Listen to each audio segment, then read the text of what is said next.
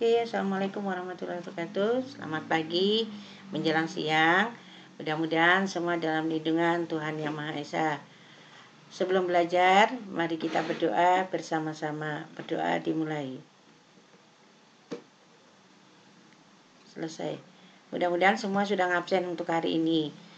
Hari ini kita akan belajar materi tentang cara menulis surat lamaran. Di sini kenapa materi pertama tentang surat lamaran pekerjaan ini karena kan ini juga sesuai dengan keadaan kamu. Ketika lulus nanti pasti ingin yang namanya bekerja. Nah, hari ini kita akan belajar bagaimana cara menulis untuk menatap masa depan dengan cara menulis yang namanya surat lamaran.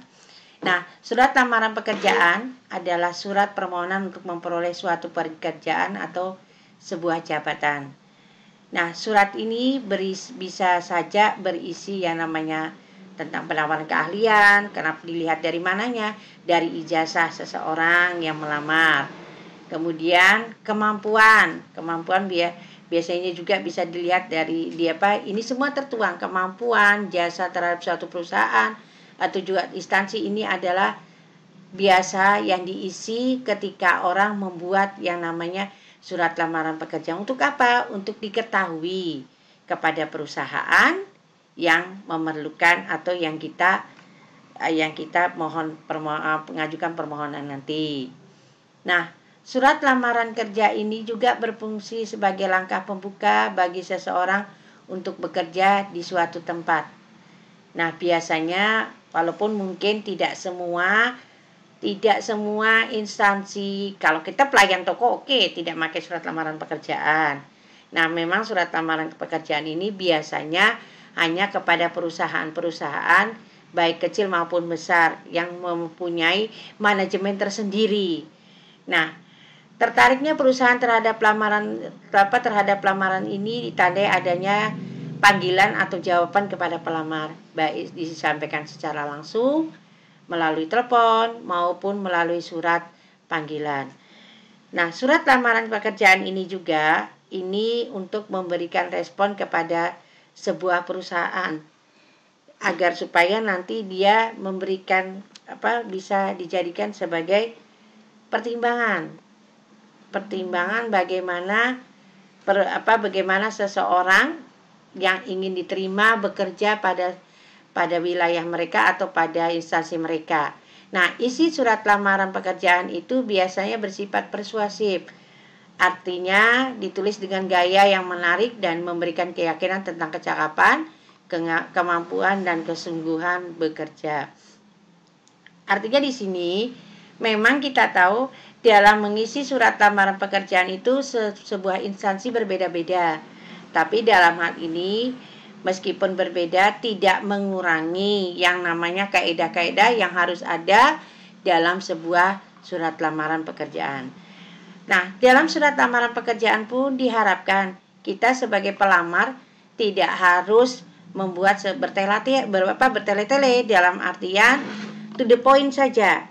Dan ini menandakan bagaimana struktur yang ada dalam membuat surat lamaran pekerjaan ini diharapkan seperti itu.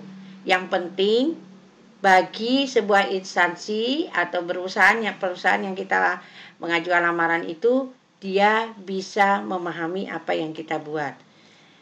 Nah, kemudian di dalam surat lamaran pun diharapkan para pelamar juga bisa melihat ada tiga hal yang harus diperhatikan dalam surat lamaran kerja. Pertama, jabatan yang diinginkan. Kenapa harus jabatan yang diinginkan? Nah, biasanya ketika kita melamar sebuah pekerjaan, mengajukan sebuah lamaran pekerjaan, umumnya kan kita sebelumnya memahami tempat yang ingin kita lamar atau perusahaan yang kita lamar. Lah, kita juga jangan memberikan satu statement dalam artian ketika kita melamar, jangan melamar tidak menyesuaikan dengan kemampuan kita. Atau dalam artian mungkin lulus SD mau melamar jadi direktur kan nggak mungkin. Nah, itu jabatan yang diinginkan. Dalam hal ini biasanya kita akan melihat brosur-brosur yang ataupun mungkin pamflet-pamflet yang ada prosedur tentang tentang lamaran yang diperlukan, atau juga jasa apa yang diperlukan pada sebuah perusahaan tersebut. Nah, kemudian selain jabatannya diinginkan, identitas pelamar yang meliputi nama lengkap, usia, kemudian status pernikahan, alamat, dan tingkat pendidikan, ini juga satu hal yang paling penting. Nah, dalam hal ini kadang-kadang kan sebuah perusahaan juga biasanya melihat bagaimana status dari si pelamar, karena ini juga nanti bisa menjadi satu hal yang perlu dipertimbangkan bagi sebuah perusahaan. Kan produktivitas mereka pasti berbeda, mereka yang tidak berkeluarga, kemudian usianya yang tidak produktif, dengan mereka yang tidak berkeluarga dan mempunyai usia yang produktif. Nah, kemudian kualitas daripada kualifikasi pelamar, biasanya latar pendidikan ini juga menjadi satu hal yang paling penting. Nah, latar pendidikan, meskipun kita sebagai pelamar yang baik pun tidak harus selalu sebenarnya tidak harus kita permasalahkan. Kita lulus dari mana, harusnya ke sini. Nah, tapi dalam hal ini biasanya skill daripada seseorang itu juga menjamin bagaimana terciptanya yang namanya sebuah kinerja yang baik. Kemudian pengalaman kerja dan juga keahliannya. Nah, ada beberapa hal yang harus diperhatikan ketika kita membuat yang namanya sebuah surat lamaran. Pertama, ada struktur surat lamaran kerjanya. Nah, struktur lamaran kerja ada pertama tanggal surat. Nah, tanggal surat ini karena gini, meskipun dalam pembuatan surat lamaran pekerjaan tidak memakai yang namanya kepala surat, tetapi tanggal surat ini satu hal yang sangat penting.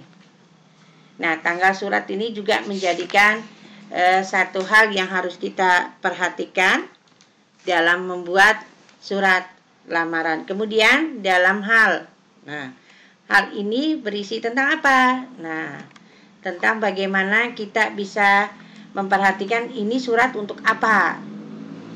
Nah, perkara yang dibicarakan misalnya di sini kan isinya lamaran pekerjaan sudah pasti. Nah, apakah kita lamarannya menjadi sebuah marketing, menjadi seorang pekerja biasa, itu yang ditulis di dalam sebuah surat. Kemudian ada lampiran.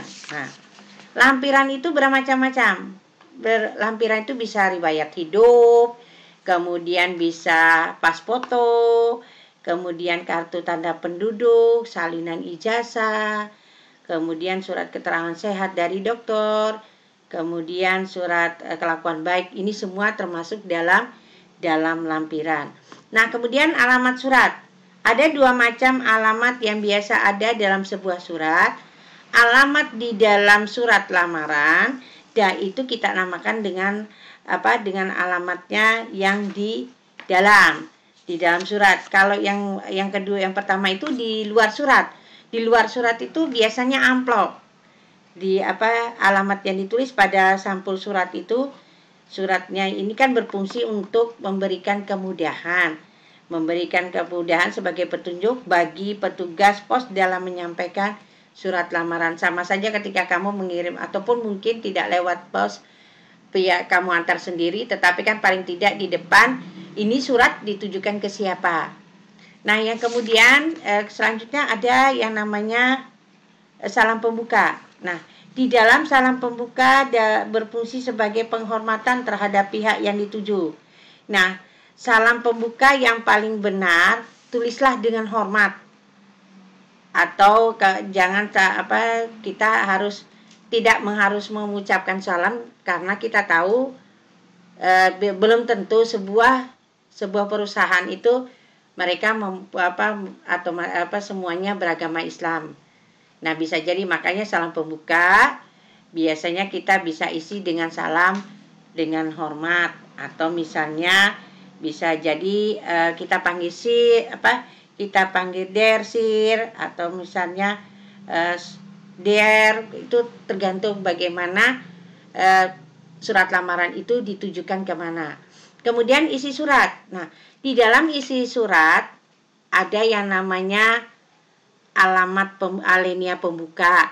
Kemudian selain daripada alinea pembuka, di dalam surat itu juga ada yang kita sebut dengan selain dari alinea pembuka, nanti juga ada isi dari sebuah surat. Dalam salam penutup itu di dalam isi surat itu ada alinea pembukanya, kemudian juga ada alinea isi, dan ketiga ada alinea penutup. Nah, kemudian beda dengan salam penutup. Salam penutup bisa kita tulis dengan cara hormat saya. Bisa pakai tanda tangan dengan nama yang jelas, silahkan. Dalam salam penutup itu nanti dalam hal ini juga berbeda. Ada yang pakai tanda tangan, pakai tanda tangan terus pakai nama ada, tetapi ada juga yang tidak. Nah, ini adalah struktur surat dalam lamaran kerja. Nah, cara penulisannya pun beraneka ragam nanti. Nanti kita akan melihat bagaimana cara penulisan baik dari tanggal surat, kemudian hal baik dari berhubungan dengan titik koma dalam sebuah surat. Nah, itu kesimpulannya. Surat lamaran pekerjaan ini adalah satu surat yang berisi permohonan kita kepada sebuah instansi untuk memperoleh satu pekerjaan. Demikian dari saya. Assalamualaikum warahmatullahi wabarakatuh.